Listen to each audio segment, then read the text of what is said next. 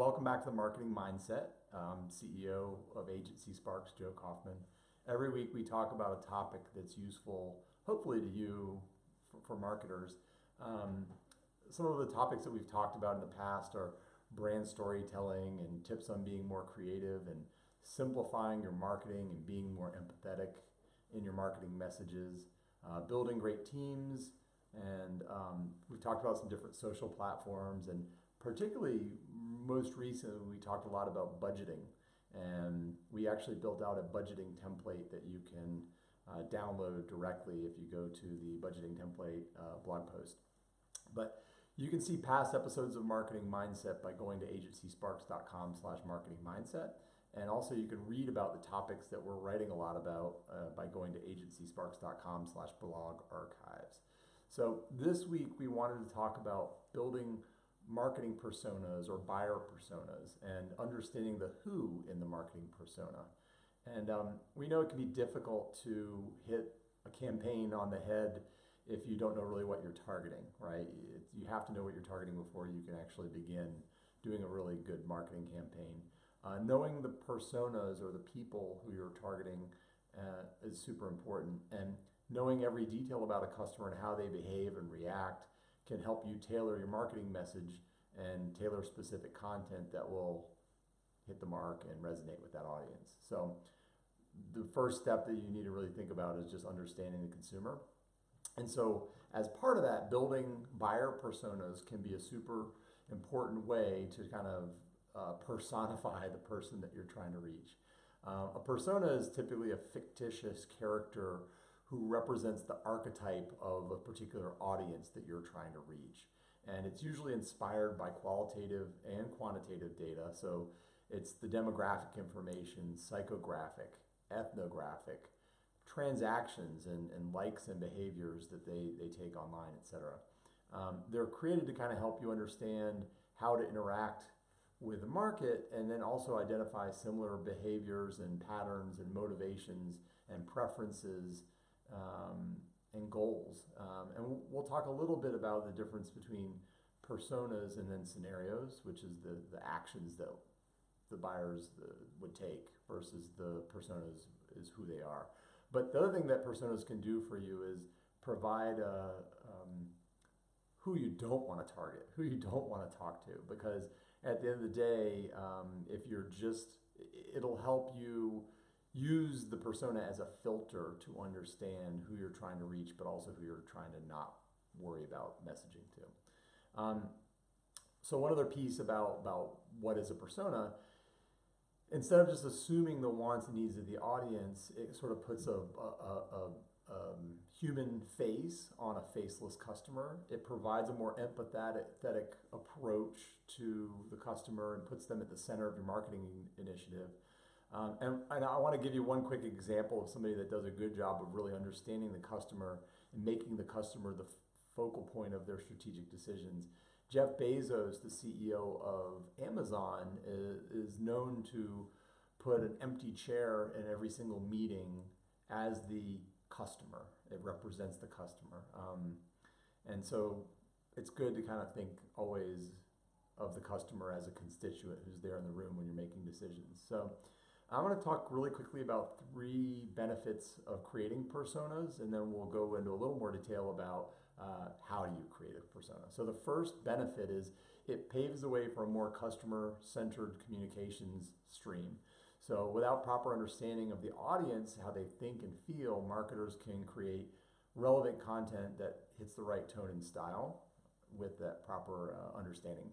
Secondly, when creating content, and filtering it against the personas, it helps you notice a clear distinction between the audience and the buyer persona. And the audience personas seek information, and buyer seeks purchase. There's a difference, right? A persona is somebody who's actually looking for information versus a buyer is an actual purchasing behavior. Third is the site navigation on a website can be more focused, since a marketer is trying to target a certain group instead of trying to cast a super wide net. And then the research that goes into personas can be really thorough, and audiences and approaches are chosen kind of objectively. So that's the first thing, is kind of a customer-centered communication. The second is resources are efficient to benefit all the parties. So certain customers may be at different stages of their lives, but they want the same product. So to translate that into other words, even in the same persona, different personas might have the same scenarios. Instead of attempting to hit multiple targets with a broad campaign, you can focus your time and energy and reach the people who really care. And then the other thing is you can run separate campaigns for different personas, so you can be more customized with your approach.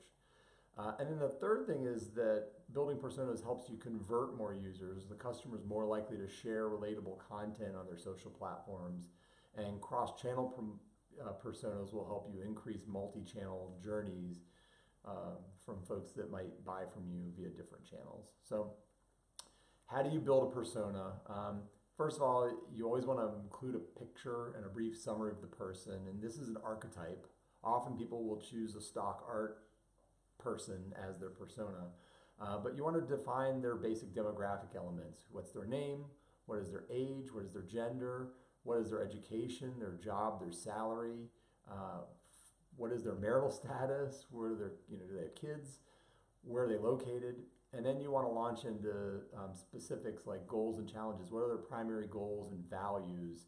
What are their fears? What are their secondary challenges? Then you want to dig deeper into the psychographic details, what they do in their spare time. Do they have hobbies and skills and preferences? Or what magazines or books or websites do they frequent?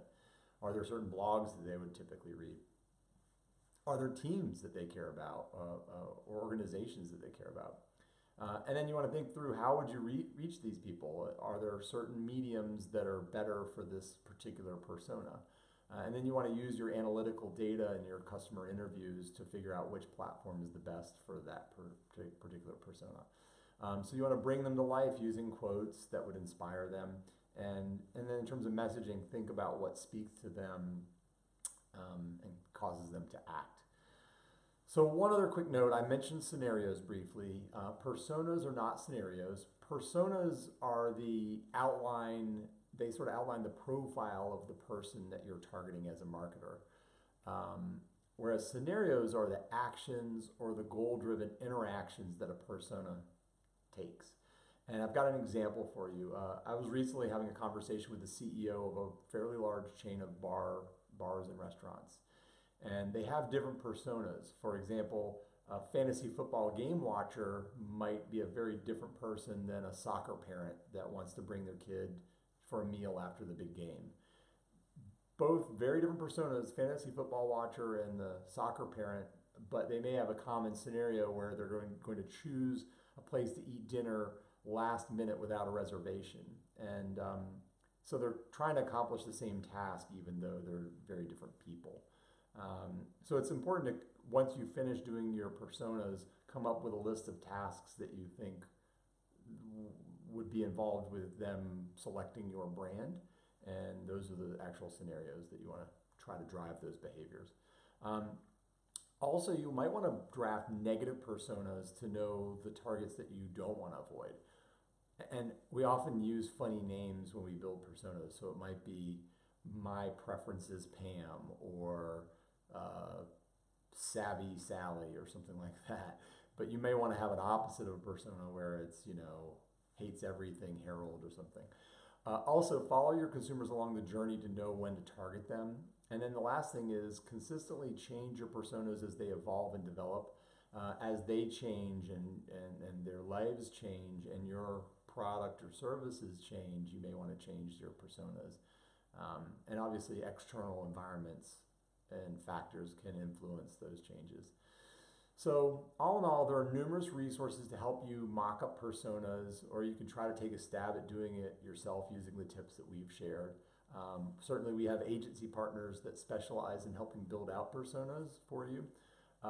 Overall, it's really important to narrow down the details regarding your target audience, and it's much easier to hit a target if it's really well defined and it keeps you from straying too far. So love the idea of building personas for your brand. Let me know if there are ways that you've done it that have been really successful so that we can share those. And then also let us know if we can help in terms of connecting you with an agency that might be able to help build personas and scenarios.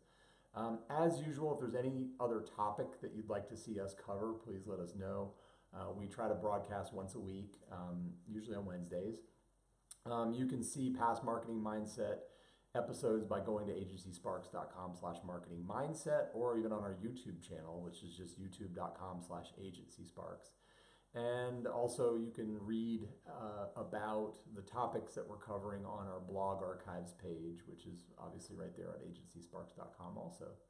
So thanks for coming back, and looking forward to seeing you next week.